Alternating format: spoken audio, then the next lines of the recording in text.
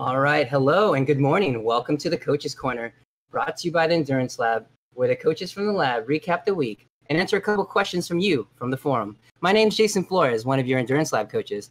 And today I'm joined by Taya Friestedt and Mitch Stangerman here in the lab.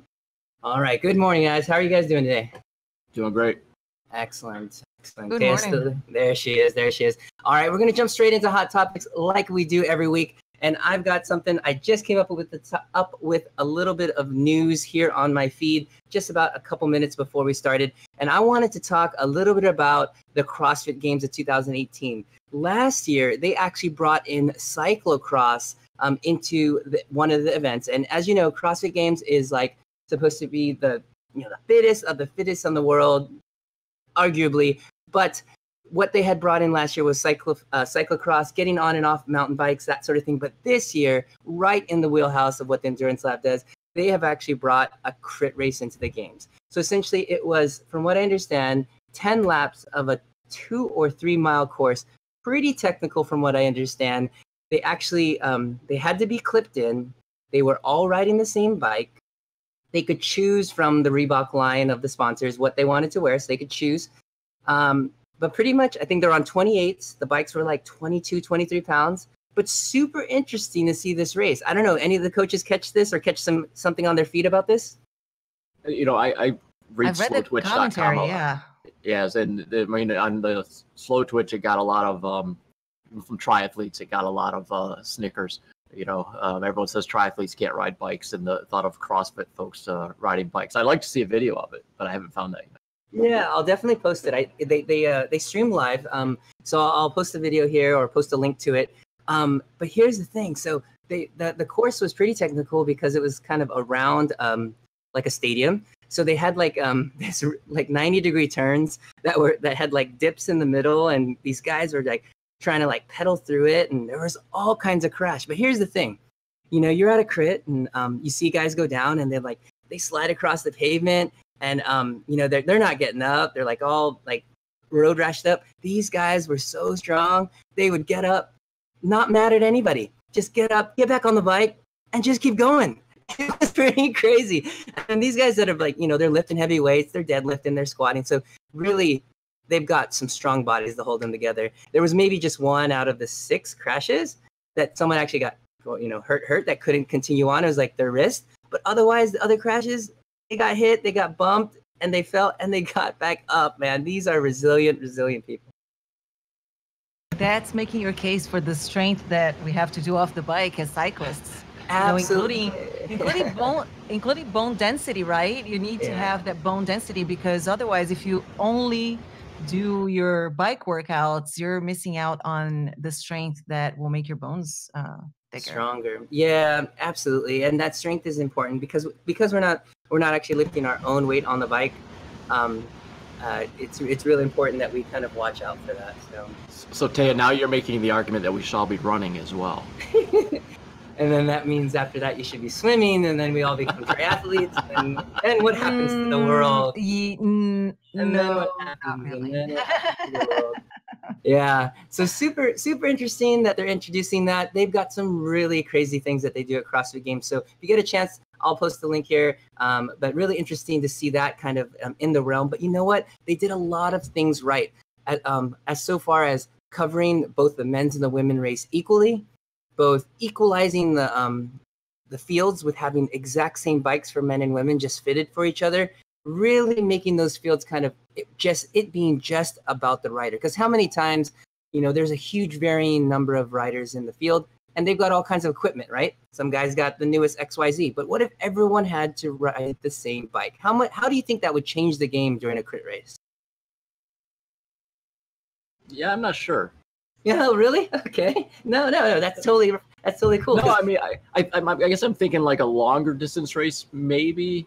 But I mean, I don't know. Yeah, I guess you start getting into fit, and bikes can be so personal. I guess. Yeah, it's a really interesting thing to noodle on. But you said something else a second ago that was really interesting with the news article that I saw yesterday as well. Was you talked about the men and the women doing the same race, and I think there's a growing controversy over the next Olympics in Japan because the men's course and the women's course are different. It has been dramatically so with the climbing. Yeah, in the past at the Olympics as well, it's been like that, and yeah, I think they're ready to race full courses, man. Like I follow the women's course, the women's races, the ones that are available, and they are amazingly strong. Those ladies that are racing out there, the field is definitely more spread out as far as talent, but the ones that who are running at the front, like Team Michelin Scott, those guys, they are bringing teams that are just as strong, as the men's teams. I mean, I think you look across women's sports, and this is really, really important to me because I have all girls in my family. But yeah, I mean, you look at swimming these days. I mean, Katie Ledecky, right? I mean, she's amazing. You look at, and I'm going to miss the athlete's name, but there was last weekend there was a triathlon. I think it was a 70.3 distance. The woman who won it came in under 4 hours, and I think she was only like the 5th person overall. Wow. I guess we do have a woman on our panel here, so we could ask Taya, how does she feel that the women's fields are, and as far as doing a little bit of racing this year, do you feel like you want to be doing exactly what the guys are doing out there? So I think that when you get to category 1, 2, 3, then for example in road racing and crit racing, then you get pretty much the same distance for the races. So it really, there's no difference there. When you go down to Cat 4, etc., and then Masters, right? That's when you start to see a difference for women and men and distances, etc. But as a Cat 4, for example, you have the option to choose if you want to do Cat 4 or if you want to do Masters. Mm-hmm. Masters is typically even shorter than the Cat. But I think that from what I see, I think in the amateur world, the women are pretty happy with the differences and the shorter distances. At least that's what I hear when we're lining up, right? That's what I hear before, after the races. And the one thing that I think is more important than the distance and, equalizing the distance is having separate women's categories. Because a lot of times the event organizer will put out the women's categories, but then not a lot of women sign up. And I don't know what a lot means for their definition of the event, right? Each organizer might have a number in their head that would hold a category open for the event to be a separate category. And if there aren't that number of women, then they just combine the categories. This is where it gets tricky, because now you're looking at, I raced it's a local race here, the Glencoe Grand Prix, and it's very well attended, but for some reason they combined all the Cats 3, 4, and 5 for the women. And that's a hard one, because once you mix 3 and 5, that's pretty, it is. 4 and 5, okay, 2, 3, but so I think more in at least the amateur level, what I hear more often than not is we want to have separate categories. Yeah. And it's about having just enough women to be able to put fields out. The way we handle it here, I'm not sure if it's the same as you guys did. They would let a group of let's say in that case they would let like the 2 3s go, the women's, and then they would let the 3 4s go, like that. Oh, wait, is that right? 1 2s and then 3 4s, and they would be gapped separately, but in the same heat, like in the same 45 minutes, let's say. But they would be gapped so that they wouldn't lap each other, and they would have their own race within the 45 minutes. Right, and that's a way of doing it. I think works, especially for a crit, because you have the turns, and the turns create separation with that time gap. Right, and then at least you're racing with riders of your same level versus like the very top at edge of it. Right. You guys have Cat 5. You have Cat 5 women as well. I thought you don't start as 4s. You don't start as, everyone starts as 5 as well. For some reason, or maybe that's mountain biking that everybody starts as 4s. Yeah. So over here we have that for like juniors. They split it, so it's the same 45 minutes, and then like the 2 sets of juniors will go. And then you're not allowed to draft, or if you happen to catch up with the faster group ahead of you, you can't draft, you can't bridge. There's a couple things like that. But in that same, maybe that's something that we could see, or you can kind of say, hey, we want to get split up. There's 20 of us. We can easily do groups of 10 or whatever the number is. And that could be helpful, because then you're not racing against a a 5 is not racing against a 3, essentially. Right. Speaking of juniors, I was in a race with the juniors were in the categories too. Oh gosh. And that is also a little bit strange because some of the juniors are crazy. Yes. Yeah. Well known here in California. We've got a very, very healthy BMX and mountain bike kind of upbringing at the high schools. So a lot of kids come into road biking at a young age, and they are extremely strong. And the problem is that they're like they're very ego strong, but they're also very strong very strong on the bike. So people are very wary at the crits, especially Cat 5.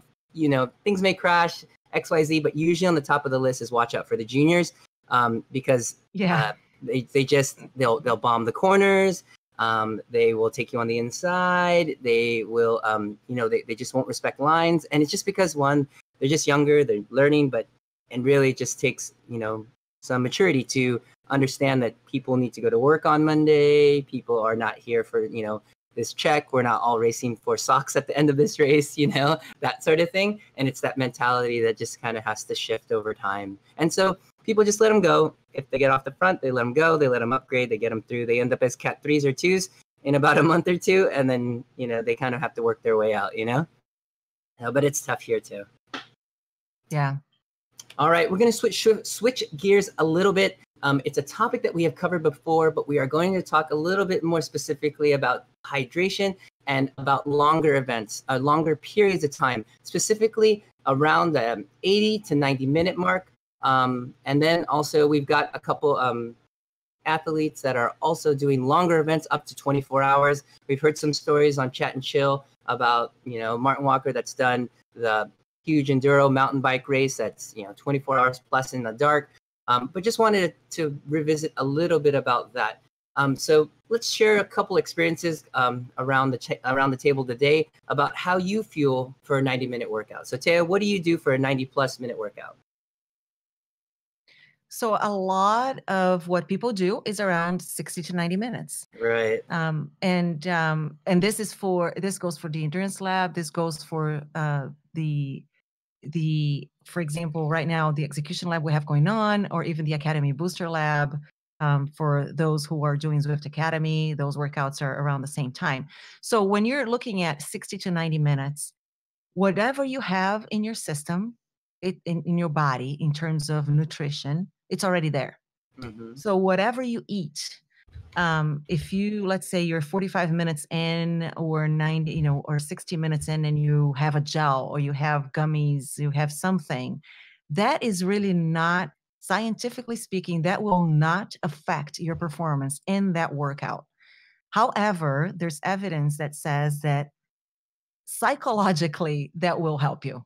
Right. So some people, even though they might not, even though in the body itself, you don't see the physiological change, there could be for some people a mental change in terms of, oh, I just had this, now I feel like I'm sugared up, I have more energy, and they're able to finish the workout strong. And I am not ashamed to say that I'm one of those people. I do that because, if I have a super hard workout and I'm already, 45 minutes in and I know I have harder intervals at the end, I do it because it makes me feel good. But really, so in 60 to 90 minutes, you have to think about what you eat beforehand to be ready for that workout. If it's an intensity workout, if it's going to have you working on zones, and we can talk about zones too, J Flo, as we were talking earlier. Depending on the zones you're going to hit in that workout, you might want to have carbs on board on your body ahead of time. Whatever you do during it is not going to make a difference. Now, hydration might make a difference because, and really, you could get away with water. You could. For that 60 minutes to 90 minutes, unless you are in such humid, hot conditions that you're sweating a ton, that you might need electrolytes. And the other thing about electrolytes, and we can go more into this, is some people don't like having the water by itself. They want, if they have some kind of taste in the water, that makes them drink more. And if that's the case, then it's good to have the electrolytes in there. But, short workouts is not as crucial as longer workouts. Yeah, that's really a good point. And the highlights there, having something that you will drink, whether it be the temperature of the fuel or the water being cold, having a taste of electrolytes, or it having some carbohydrate source are super important. So those 3 tips. Mitch, oh, sounds good. Looks like Mitch has got to step away for a moment, but let me go ahead and share my 90-minute plus kind of experiences. For me, I'm pretty consistent. I like to have the same thing from the beginning. So whether it be 60, 90, 120, I usually fuel with the same amount. And what's key to me is getting the most amount of water into the body efficiently. So there's a couple things that you need. First, you start obviously with the base, it's water. You need to add electrolytes. Add this in any sort of way. You could use products like Precision Hydration, Osmo, or Scratch. And essentially what they'll have is they'll have a certain amount of electrolytes or salt or some kind of combination of that. And that will help the water pass into your gut more easily. Secondarily, you actually need a little bit of carbohydrate, a small amount, anywhere from 20 to 30 20 or 30 grams of sugar. And the reason why is because the second transport, or the second way to get water in, is through what's called a glucose transport system. And so when you have salt on board and you have glucose on board, all the water is actually going to pass in. How do you know this is happening? If you were to drink water all by itself, your abdomen will actually grow, or it will kind of distend or get bigger. And the reason why is because the body is actually not absorbing that water. If in fact you're hydrating properly and you've got your percentages right, when you drink, it'll actually be absorbed at the same rate that you're drinking, about 1 bottle, anywhere from 16 to 20 some odd ounces per hour, and it should actually absorb. Meaning you shouldn't need to pee, constantly through a race unless the concentrations are all way off. Hence, some of the recommendations that we make with Osmo, Scratch, and Precision Hydration have lower concentrations of carbohydrate. The reason why is because it's easier to transport in the body. And so that's why it's key to get hydration through your bottle and to be able to get that water in. So for me, 60, 90, 120, I just stay consistent. I do the same amount to get the efficient amount of hydration in. Mitch is back, so let's hear from Mitch. What do you like to do, 90 plus? I know you'd like to do some of those back road rides. What do you got on the bike and the bottle for that? Yeah, I'm really big into liquid nutrition, and I used to be really into gels, and probably when I'm doing longer runs, it's more gels. But on the bike, it's I've got my own product I use, and they've got a lot of science behind it, and they kind of figured it out. And I guess that's my thought is it's tough. I think there's a lot of science to it, and if you find a good product like the Osmo or the Scratch, and I use EFS, they do a lot of the work for you, and then it's really just listening to your body. So I use EFS Pro in a bottle, and it's got my electrolytes, it's got my carbs, and it's got my amino acids, and it seems to work for me. And I think that's the other key is you got it. It's personal, right? I mean, you can get into, some people really like solids, and but it's a personal thing, and you've got to train with it, and you've got to practice it, and you've got to race with it too, and see how it does in a race, because that's so different. It is. But if I'm doing something longer, I'm bringing some nutrition along, and I think it is a lot psychological, like Taya says. Yeah, totally. So, a lot of people take that approach that Mitch has, which is the carbohydrates, all the fueling is in the bottle. And sometimes for the rides, like Mitch does kind of mixed stuff all the way through gravel, all the way to road. Taya's done the same. She's done some gravel rides. Sometimes you need all the fuel in the bottle. Thing about that is just need to make sure you put some water in. Just like Mitch was talking about gels, which has been very hugely popular. Even all before this, when you take a gel, I was on a ride over the weekend. Someone goes, "Hey, Jason, did you know that when you take a gel, you need to drink 12 ounces of water?" And I'm like, I think I heard that. It was a funny thing. I was like, yeah, and it's tough. And, at the end of a ride, I may carry 1 or 2 for the end of the ride for that last bump. And it takes a little bit of water. So you've got to think about that too. I mean, triathletes know, down to the milliliter, how much they need for each one so they don't get gut distress.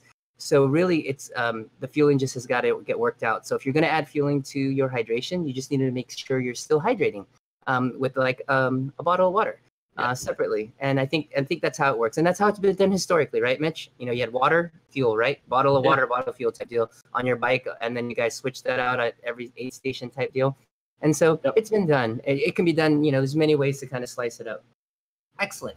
All right, so now as we switch over, go ahead. Let me just make one comment here. So the on the 60 to 90 minute workout comment, then so I had a race that was 36 miles long, and that race I did in about an hour and 40 minutes. Yeah. Now for that one, I did have Carbopro in my bottle. Nice. And I had Scratch in the bottle because I knew it was going to be intense for a long time. And I did not want to be caught low on glycogen. And I don't know how hard it was going to be going at the beginning, middle, end, right? It really depended on the field and all of that.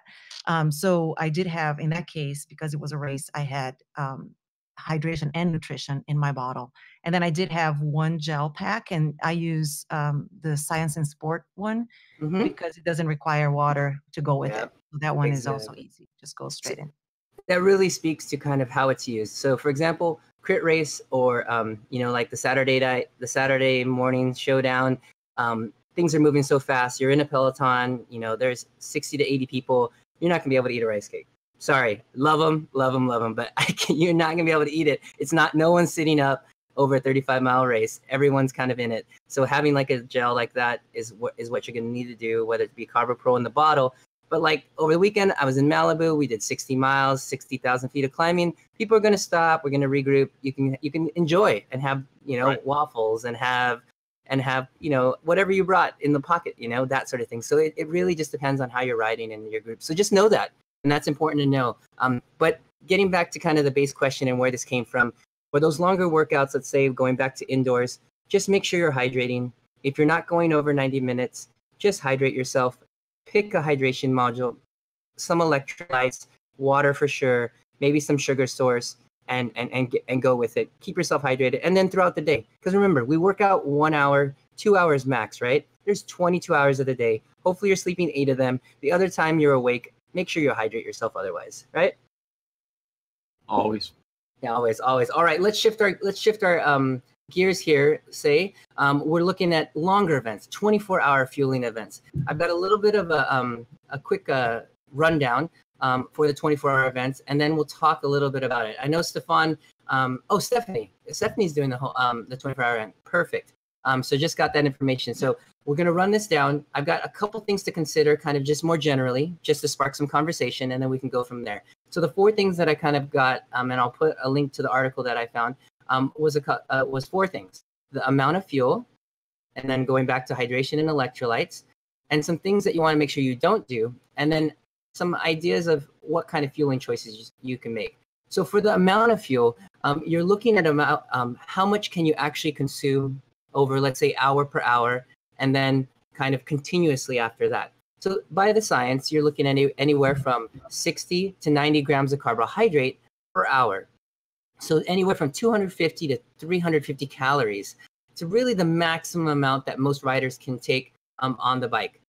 So good thing about it, on the bike, you actually can take a little bit more. Mitch can tell you, trying to eat while you run, it's pretty difficult. The body, jostling all around. So it's a lot less. And that's why sometimes, things like gels or something easily digestible is a little bit easier. But on the bike, 250 to 350 calories, that translate to about 60 to 90 grams of carbohydrates, can be useful, but you got to test it. You got to practice it.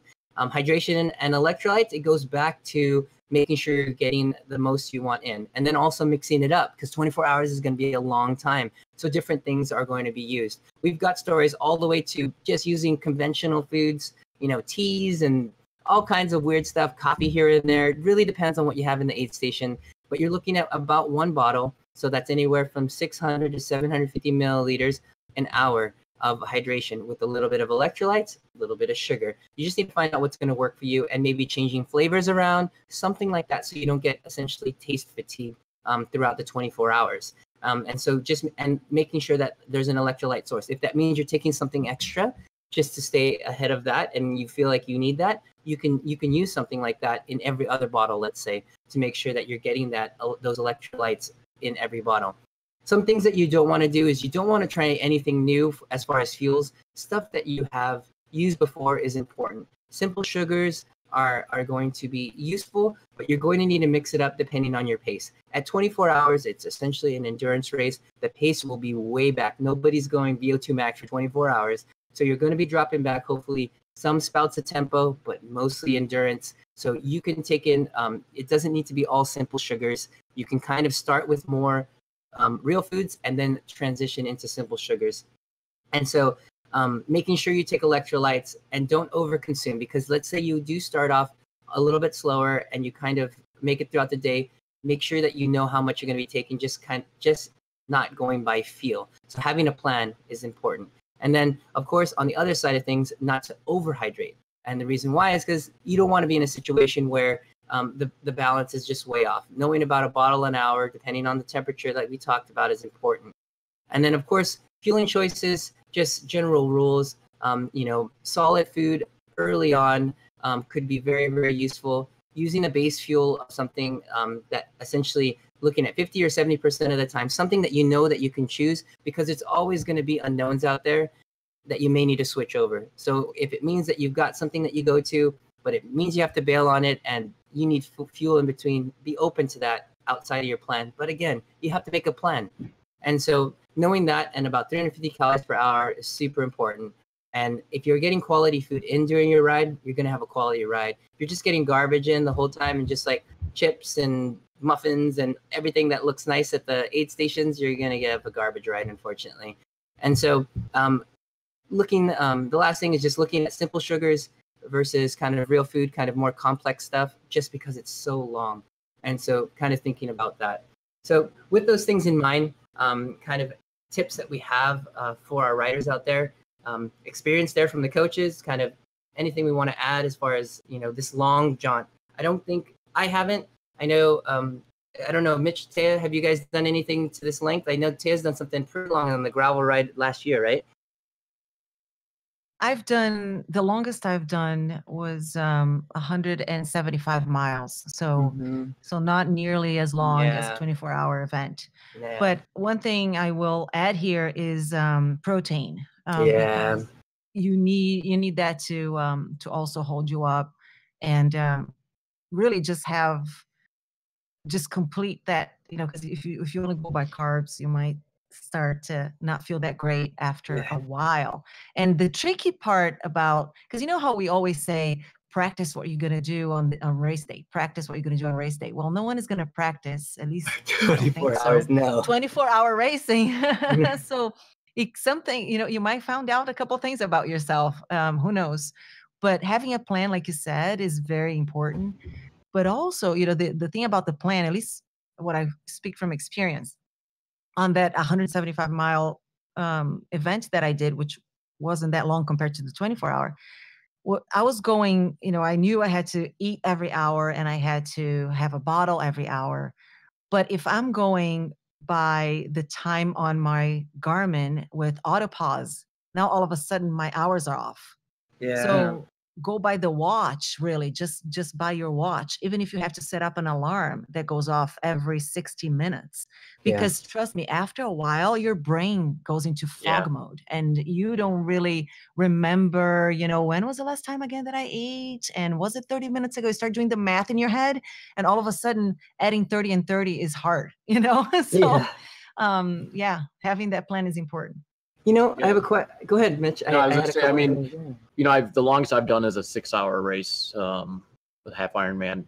But, there's a lot of information available when you get into forums, right? Like ours and ones that have been around for a long time, like Slow Twitch and things. And you can really learn a lot from some of those threads. And you can also learn a lot from what you see in a lot of races. So if you look at Ironman races, at the end of those runs, you start seeing on the aid tables sometimes chicken broth. Right. Or flat Coke.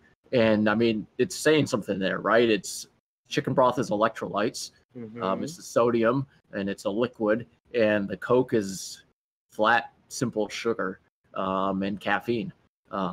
So really what you're saying there, Jason, is kind of highlighted in a lot of best practices from a lot of longer distance races. Absolutely. Yeah, so just across board, I did have one more thing.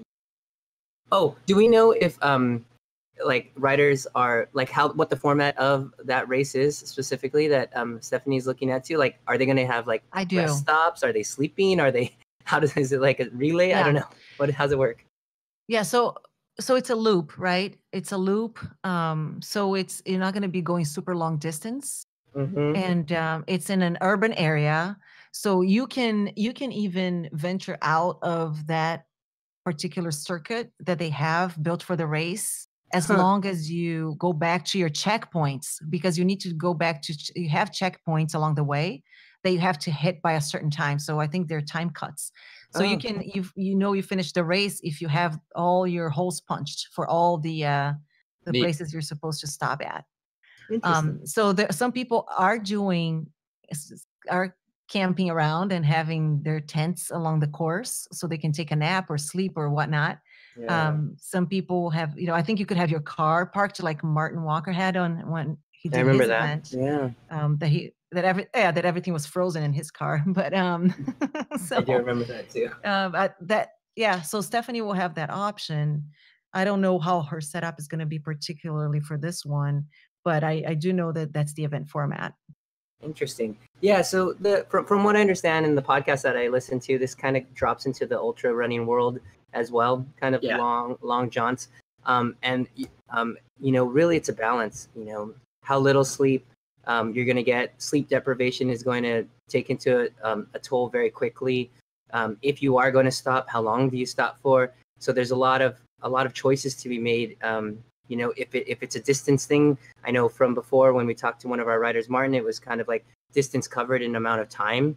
And so if it's one of those things, or if it's about just finishing, and the time cut is 24 hours. So, I mean, obviously you can probably finish it before that if everybody's if you're hustling on it and making good choices and you're able to keep going. But you're definitely going to need to take breaks, I'd imagine, bathroom breaks and, rest breaks. So you kind of need to plan that in.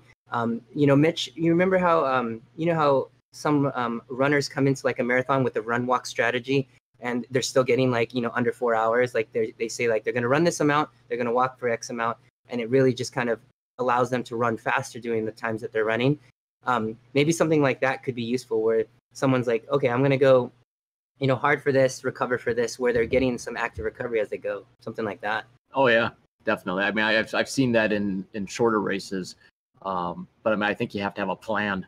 You got to really think out your 24-hour effort and how you're going to accomplish it. Absolutely.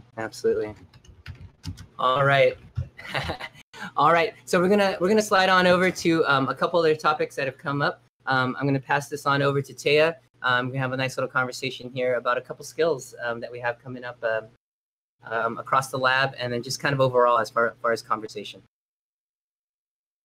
So and I mentioned this last week as well. We are doing a lot of skills work mixed and baked in with the workouts themselves. And we always do this, right? We always mix high cadence, low cadence, and skill type work with our workouts. But I think we have actually, in fact, picked up a notch during this lab. And so I thought it would be a good idea to bring back that topic of skills on the bike and efficiency and tie that up a little bit with ERG mode, ERG, if you will, because there's been a lot of conversation around those topics. So really here, when you transition from sitting to standing, standing to seated, one of the basic things, and this comes from also reviewing one-on-one workouts with some of the lab members here, is having that transition be a smooth one is tricky, right? Because you have to shift and then you have to change positions on the bike. So if you have to go from seated to standing, shift first to a lower gear and then stand. And then when you transition from standing to seated, again, you sit down first and then you shift down as you need to. But really, as you work through all of these changes that happen within the interval, going from fast cadence to slow cadence, going from seated to standing, all of those things will require you to recruit so many muscles in your legs that normally you would neglect if you're just sitting the whole time and grinding it out. And this is also where ERG mode comes in. And for those of you not familiar with ERG who might be listening to the podcast, ERG is essentially when you have the trainer set up the power for you. So all you have to do is pedal, and the trainer will automatically adjust the resistance to the target power that you have for the workout. The issue sometimes with that is, and there's value with ERG mode, especially for new riders, right? And Jeffrey, you can talk more about this too. Yeah. But as you get more experienced, you should really be working with recruiting a lot of those muscles that might go, they're not working as hard or not working at all, and how you're firing them up altogether when you're just sitting there working your quads basically for the workouts in erg mode. As you have to stand and seat and make all these changes. And we had comments from our lab participants last week, for example, how their hamstrings were sore because you're working and you're having to use all of those muscles. But this is in turn going to translate into so much more efficiency on the bike, that when you're out there on the road, you're able to do so much more.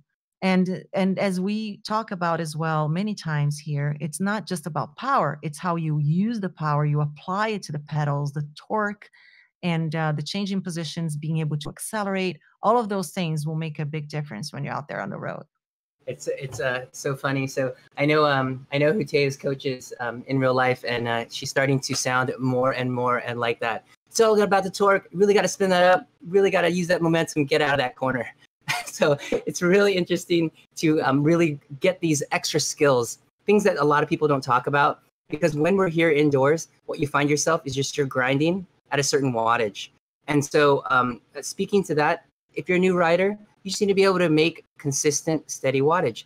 And once you get that groove of that, you need to kind of free yourself up and be able to kind of open up and change gears, because nobody's in ERG mode on the road. No roads are completely flat, and there's always some undulations, and that's where it can be helpful. Comments can be said like, oh, why did we buy this $1,000 trainer, to not use ERG? You use it for when you're doing let's say a workout or a free ride, and you use it for the terrain when you're on when you're on course. Use it for a controllable trainer to simulate the course that you're on. That's the beauty of the machine. But once you've kind of graduated from being able to make steady wattage for 5-10 minutes at a time, this is where it can come in. And this is where the skills can help. And this can translate pedal stroke for pedal stroke into real life. For myself, and I know Mitch, coming from, and I think Mitch is still on a trainer that requires you to change gears because it's a single resistance unit. We've always changed gears in order to get a higher resistance. So those things translate directly. And I think, let's see if Mitch is back. But yeah, we can speak. He can definitely speak to that, because we were both from those sort of trainers. So being able to stand, being able to move, knowing to change gears before you get up, these are important. And so just kind of separating those and trying to figure out, oh, how am I supposed to go low cadence? Because you know what? The workouts that we put out always have cues like that. And the riders that are riding in the Endurance Lab, majority are not in ERG mode for that same reason. And so for those that are in like the Academy Booster and they're coming from that world of a lot of ERG work, there are instructions in these workouts that are asking you to do lower cadence or higher cadence. And if you've ridden ERG before, if you drop down too low of cadence, there are some crazy things that'll happen. So the way you can avoid that is riding that workout without and kind of learning. And it takes time, because having steady power off of ERG takes some getting used to. But really, it's just like trying to have steady power out on the road. And really, that goes to talk about. The other thing is, Go ahead. No, go. Oh, I was just talking about it. Just it translates over to zones and just trying to understand about equal power. But you were saying about equal power? Yeah, though I was just gonna mention the neuromuscular connections that you make also. When you make all of the changes, our bodies are amazing. You're creating new pathways when you go and do these different things on the bike, and you have to do them yourself. You're now establishing a pathway between your brain and your muscle, and you're teaching your body to work a certain way. So that's also very valuable. Absolutely. Just those other skills. And I think there's more to be had than just being able to make wattages, increasing that watts per kilogram. I mean, it is part of the game. It is what makes the game fun. But really the reason why we all train, obviously, is to be strong, to be out with our friends, to do social rides, group rides, races, group races, things like that. So what else do we have there, Taya? There could be riders there could be writers on the academy, for example, who this is where erg mode can be important to them. They want to absolutely make sure that they get everything done perfectly on the workout, and they're newer writers, right? So this is where they want all the stars and they want everything to look perfect. So that's when it can be helpful to them. Yeah, it can be. You won't miss. So when you see a post that says, "Hey, I got all my stars and I was on ERG," it's designed to give you all the stars. So as long as you're pedaling, you should be in the stars. And one thing, if you did catch, for those listening, if you caught, I did a live stream of the Zwift Academy workout #1, and the workout was designed for, over threshold, under threshold at the beginning, just above, in the VO2 max, but it was having us recover at 65% of FTP, which puts you pretty high, and it's fine for threshold efforts. But really, to ask me to go all out anaerobic at 400, and I was averaging 420, 430 watts for 60 seconds, and then go down to 200 something for 65 at 65%, because it was like, we understand it's in the science. You're going to get a long break. You want to clear lactic acid, but in 30 seconds or a minute, it's not happening at 65%, So, I mean, it's good information, but I mean, there are things. And the reason why I bring it up is because I was failing all the recoveries and people were asking, "Oh, hey, you're not getting the star. You're not getting the star." I'm like, because I need to recover. You want quality workout. So excellent. Do we want to touch a little bit about zones and kind of how that translates indoors, outdoors, Tia? Or I think maybe if you get us started on that, J-Flo, because I think you have it more specific. Yeah. So really, what we're looking at is, obviously we see the colors in the zones in Zwift, and during the workouts, the greens, the blues, the yellows, the reds. What we wanted to bring to the table was an idea of, as you work different zones during our workouts, and during your Zwift Academy workouts, is to get an understanding of how that translates to what you do outside. When I brought up the idea that VO2 max, for example, was an effort that you were climbing anywhere from 3 minutes to 8 minutes, using that power and being able to bring that to a hill on your local ride is important. And so just understanding what you're training, how that translates to outdoor use, and then you could bring that wattage. If you're using that same power meter, of course, you could bring that same wattage or that same perceived exertion to your climbs outdoors, and you'll be able to do that steadily. And you'll be able to do it consistently and know that you can produce that power. So that was just kind of a tidbit of translation. Yeah, go ahead. Right. So 2 things on that. Going back to, for example, the workout we had this week in the lab, the Endurance Lab hill work, you could look at those intervals and say to yourself, I'm doing this indoors, but it's really something I can take and use outdoors, like you said, J-Flo. And if you have a power meter, you can look at your numbers and so you know what you're doing. But also, and this tying back the stars of Zwift workouts and the zones, also understand that because our FTPs are not static, and they might fluctuate depending on what else we have going on, etc. Being within a zone does not mean you have to hit the exact number of watts on the screen. Yeah. Really, you can be within the zone, reaping the benefits of that zone, even if you are a couple watts higher or lower than the target. So that's also why you don't have to worry about having to be an ERG because you want to hit those numbers. It's okay. Your body, it's not like your body's going to say, "Oh, you're 5 watts below. Well, I'm not at VO2 anymore." That's not the case, right? It's really still getting the benefits of that zone. So that zone has a range within it that you're still working in. So fascinating is with the way that we're all data junkies and the way that we've got all the science so readily available to us. We forget that, like, decades ago, guys were making incredible fitness gains, and they were doing these probably, very similar training, but with stopwatches. Yep.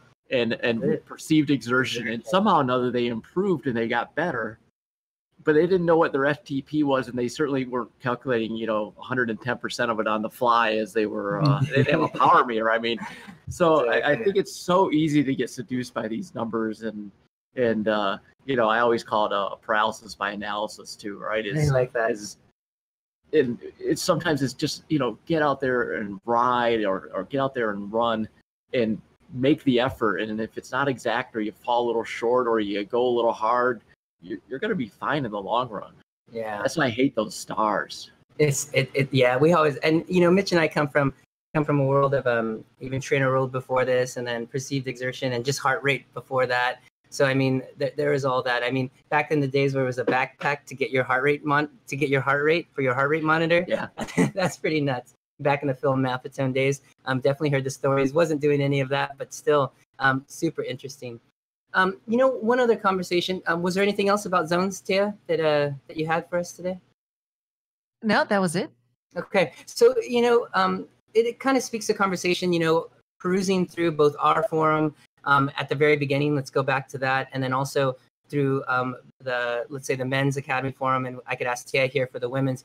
A lot of riders you find are using this our first lab, or the one that they're first joining, or the academy, as this coming back.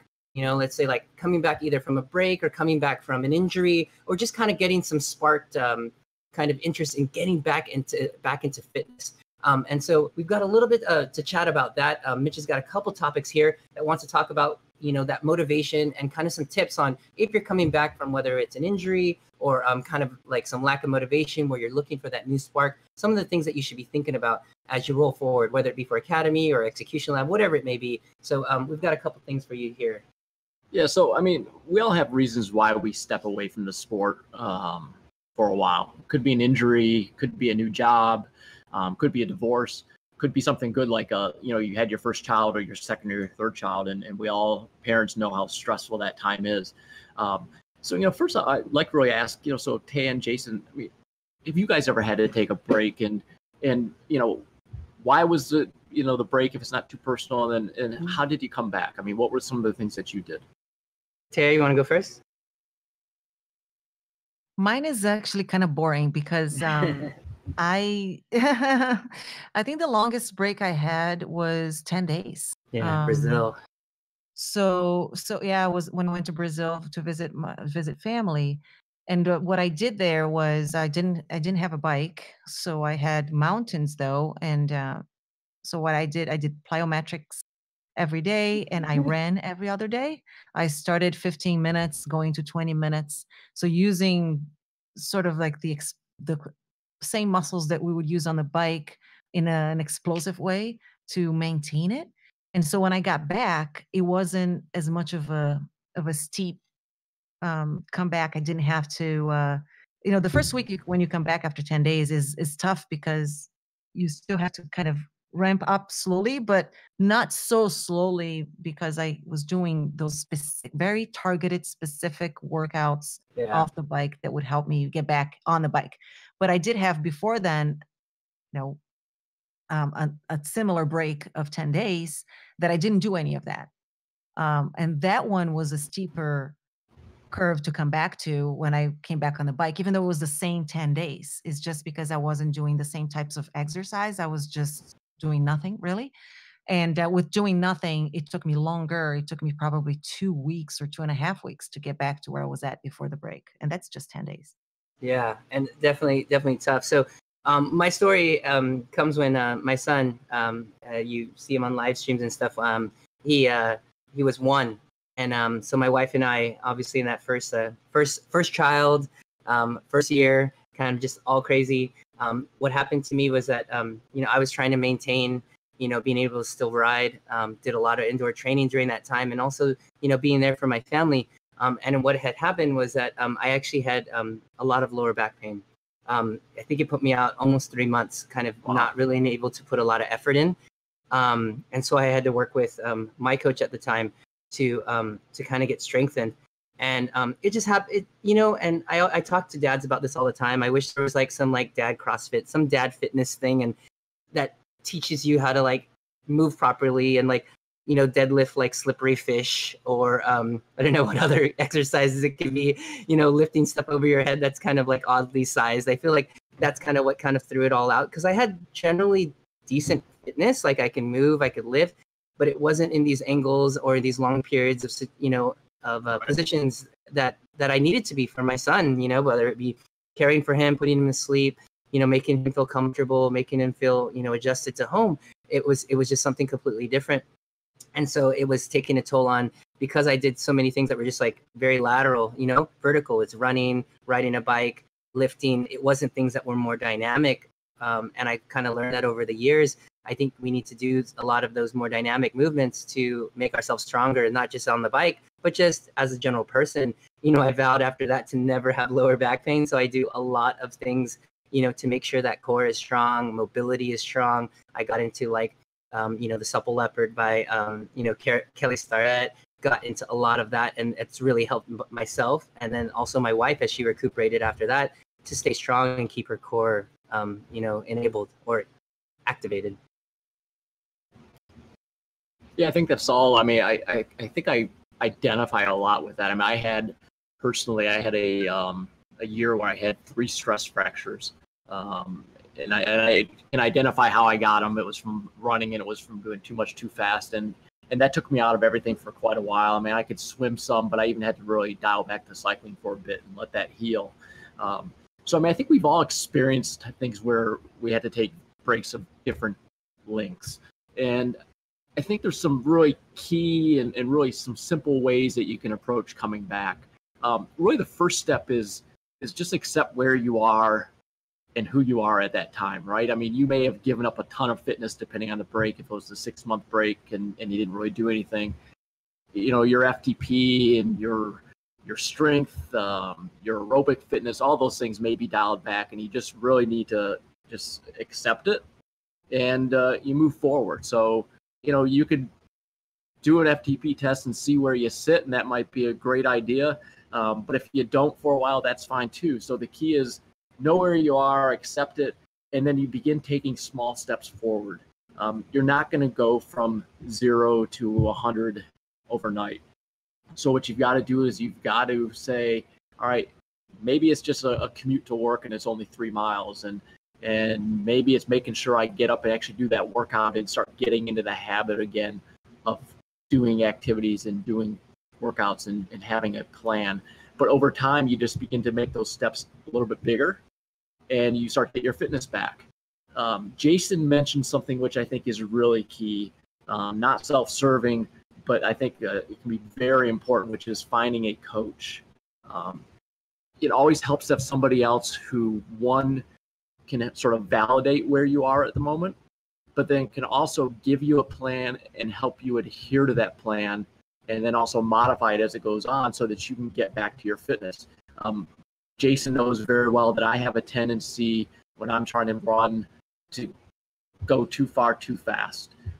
You start feeling good and you just start to overreach, and before you know it, you're having a setback. So I think having a coach when you're trying to come back from a delayed period of non-activity is probably a great idea. But then the last thing, and I think this is always important, and I think we lose sight of this a lot, is whatever you're doing, remember why, and it's because it's fun, right? We're all here mostly. We're not professionals. We're all have a full-time job. We have families. If you're not having fun doing this, then you need to find something else to do, or you need to find why it's fun. So remember, the wind in your hair when you're cycling, or that late evening run where it's just you and kind of nature outside and it's quiet. Find the things that you enjoy about the sport and the activity and start focusing on those again, because that's going to make you do more of it and have more fun doing it, and you're going to get your fitness back quicker. Absolutely. Yeah, so I think some really good points as far as kind of, the reasons why we do this, and kind of, we can talk about the science of it all and how to tie it all in. But really, it just comes down to, finding your why. And we've talked about that, a couple of different episodes, and just making sure that motivation is there, because you want to make sure that you're doing it for the right reasons. All right, we've got a couple things we just wanted to cover for those that are in our labs, a little bit about what we're doing in the labs. So we've got 2 sides, strengths and skills. We've been talking about a good amount about. I'll go ahead and cover strength. Really, it's a maintenance stage just because we are fine-tuning really that knife, really getting down to the nitty-gritty. So really just maintenance between 15-minute stretching and the 17-minute stretch that we have for after cycling events or after your cycling rides are really key. Keep that body loose, keep your core activated, and that sort of thing. Taya, can you cover our skills, at least from the execution lab, and then I can pull up the ones that we're adding to the Academy Booster. Sure. So we are covering everything. we even our workouts are an hour long here for the week, but really we are covering all the bases. We are in the for the hill work, we did low cadence, we did high cadence, we did standing, we did changing the body positions like I was mentioning earlier. We had a tempo ride in between here, but again, not just riding tempo steady for the whole ride. We mixed things up here too, alternating over-unders at 90 and 70% of FTP. And then we had the sprint party, which was so popular, not only with our lab participants, but also on the group workouts that we led this week in Zwift. And the cool thing about this sprint party was we did them different ways. We had the first 2 sets that we did starting from a very hard gear so that you had to mesh it through it and use your legs to really kind of starting almost like pedaling in mud. And the purpose for that is really developing that muscular strength, just like you were doing leg presses on the gym. And then we did it seated and standing. Then we did seated and standing from your usual gear running up to 100 RPMs. From that, we did the Endurance Lab valleys, and those were inverted pyramids, if you will, teaching your body to recover from super threshold efforts, dipping into just below threshold to get that adaptation on removing lactic acid from your body at a higher power and then going back up and down again. Excellent. So on the other side of things, for those riders that are riding in the Academy Booster ride, obviously we're doing the 2 workouts in the Zwift Academy. We have that. We have recommended that there be 3 days separated between the 2 workouts. So if you did kind of the first workout on a Monday or Tuesday, you're looking at Friday or Saturday for your second workout. If you're not separating this workout by 2 or 3 days, definitely look into that. I think it'd be very important. Intermixed in that of what we've added, what we've recommended is one, a zone 2 ride, essentially a proper social zone 2 ride, finding your zone to be able to ride into and get that endurance work in. And then some skills with essentially some 20/40s, which is 20 seconds on, 40 seconds off at VO2 max, and then some cadence work, really focusing on left leg, right leg, high cadence, low cadence, and that sort of thing, kind of working that in between. So not only are you getting recovery during this, you're working a little bit of VO2 and really getting, again, those skills that we've been talking about. And essentially between the group ride, the zone 2 ride, that's about as much as intensity as you're going to need. Really anywhere from 2 to 3 intense sessions per week is all you're going to get out of yourself. So what you're looking at is making sure that you make the easy days easy and the hard days hard so that you can get the fitness in for those that are new to this. But this will definitely help balance it out. And if you're looking for more information on getting this plan, and we are adding riders as we go. If you need, we are getting interest as we go on. So let us know. Reach out to us at endurancelab.fit or on the Facebook at the Endurance Lab. So pretty good there. I know I'm doing some of those workouts. Mitch, are you doing any of the Academy workouts for the group? Are you sticking to our execution workouts this in the next coming weeks? Yeah, I think I'm doing the execution ones. So I think I'm doing Tuesday and Thursday next week. So excellent. I'm assuming it should be the high cadence and the power jumps. But I know there's some scrutiny sometimes on the high cadence workouts, but we'll see. And I'm also doing the coffee ride on Wednesday. So nice. Stefan Lefebvre has been on a long trip, and I picked up his workouts. So that's great. Good. Yes. So what we're talking about here is we do have live workouts that we do. You could jump on live. You could replay them later. You can jump on and ask questions and comments. So we are available for that. Also, Taya hosts Chat and Chill on Mondays. So check the module for that. It is one of the, if you're looking for a ride where you just don't log on and ride, you can definitely jump on and get on Discord and get some good conversation going. So really good talk today. I want to be respectful to everybody's time and our listener as well as our coaches. We had a great talk today, kind of quick roundtable about hydrating during different levels outside of 60 minutes, 90 minutes, 24-hour events. Talked about the really fun addition of crit racing to CrossFit games, really about honing our skills on the bike, the non-use or the reason for using ERG, understanding zones and kind of how you could use those and translate those to outdoors, and really talking about finding your why. And when you're coming back from a break, the things that you should kind of think about, and kind of being honest with yourself and having that conversation, and making sure that you're doing things for the motivation or the right reasons moving forward. Quick recap of all the skills that we had from this week. Made for essentially a really great show. If you have any questions about anything we talked about, we've got a couple links that we'll put here in the YouTube, as well as on the social media links that we put out today. But really, that was a great show. Anything else from the coaches this morning? Have a good weekend. That's it. Keep up the great work. Yes. Yeah. Keep up the great work and have a great week. All right. So thank you for joining us today here in the Coaches Corner. If it's your first time listening and would like to hear more content from the Endurance Lab, head over to your favorite podcast app, search the Endurance Lab, or head over to YouTube and search the same. We're also available on Spotify. If you're a Spotify listener, jump on over there, click subscribe. For more information on when the next lab is, or to jump into our current lab, head over to endurancelab.fit, where you can learn and you can join us to train smart, learn more, and get results. We'll see everybody next week.